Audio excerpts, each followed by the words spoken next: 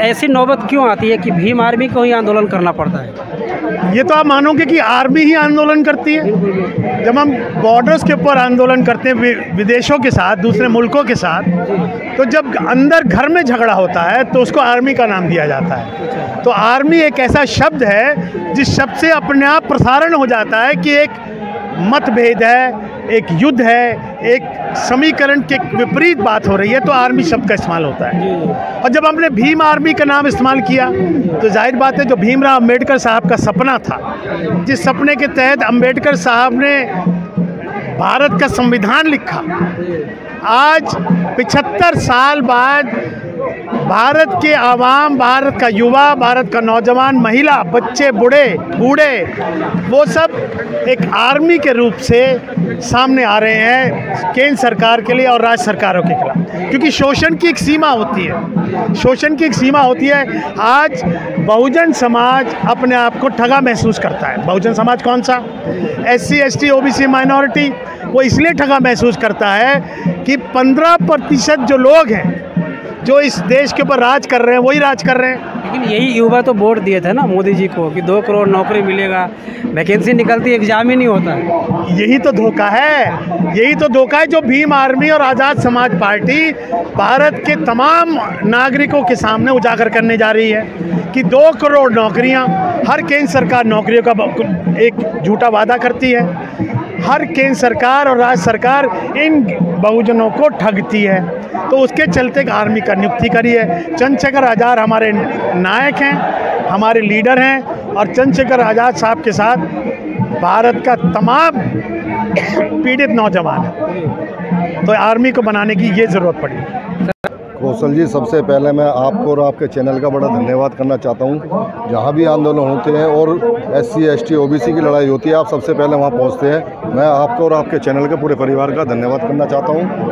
और सबसे बड़ी बात यह है कि लाठियां कौन खाता है? भाई गरीब शोषित वर्ग ही लाठियां खाता है। कभी आपने देखा होगा देश की आज़ादी से पहले या उससे पहले भी, चाहे मुस्लिम साम्राज्य रहा हो या अंग्रेजी साम्राज्य रहा हो, सभी के अंदर अगर लाठियां खाई हैं, देश के आज़ादी के लिए जो लड़ा है, अपने संघर्षों के लिए जो लड़ा है, उन लोगों ने लाठियां खाई हैं, ना कि उन लोगों ने जो कुछ सीमित वर्ग के लोग हैं। वो आप समझते होंगे, मैं ना कह कर के आप इतनी बात समझ गए होंगे कुछ सीमित वर्ग कौन सा है।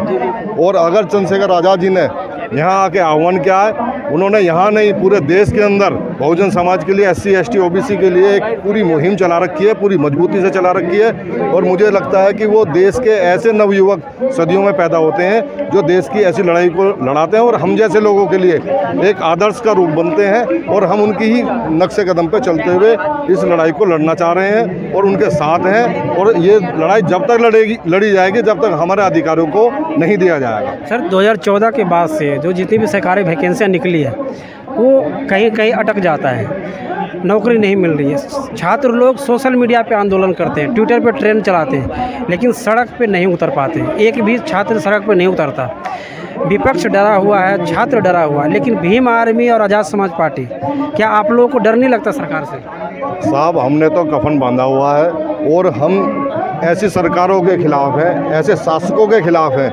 और ये शासक हो गए जैसे कि आप ये समझो कि जैसे राजा महाराजाओं के समय के अंदर जो एक ही शख्स जिसने जो कुछ कर दिया वो मान्य होता था, इसी तरीके से कुछ ये लोग, चंद लोग हैं जो BJP के लोग हैं और यही फैसला लेते हैं। इन्हें ना तो डर लगता है, लेकिन हम इनके खिलाफ हैं। और जब तक ये लड़ाई है भारत के अंदर, वो लड़ाई लड़ेंगे, मजबूती से लड़ेंगे। और ये अब हमारे लोग भी समझ चुके हैं। और इसी तरीके से जो है ना, ये बार बार जो जितने भी मामले बन रहे हैं, ये हमें दबाने की कोशिश करते हैं और लाठियाँ चार्ज करते हैं, जेलों में भरने की कोशिश करते हैं, झूठे मुकदमे लगाते हैं। तो हम नहीं डरेंगे और अपनी लड़ाइयों को लड़ते रहेंगे। सर, प्रधानमंत्री मोदी जी 5 किलो अनाज देते हैं, केजरीवाल 1000 रुपया देने की बात करते हैं, लेकिन नौकरी की बात नहीं करता कोई भी। साहब, एक बात तो बताओ कि मेरे मुंह से वो बात अच्छी नहीं लगेगी।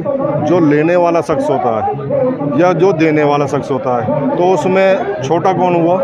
लेने वाला, ठीक है ना। तो ये इन लोगों की नज़रों में हम ऐसे लोग हैं, तो ये हमें कुछ समझते ही नहीं है। ये तो हमें ये चाहते हैं कि हम लाइन लगा के इनके आगे भीख मांगे, ये हमें उस काबिल होने नहीं देना चाहते कि हम अपने पैरों पे खड़े हों। नौकरी नहीं देना चाहते, लेकिन 500 रुपया दे देंगे, 1000 रुपया दे देंगे, 5 किलो अनाज दे देंगे।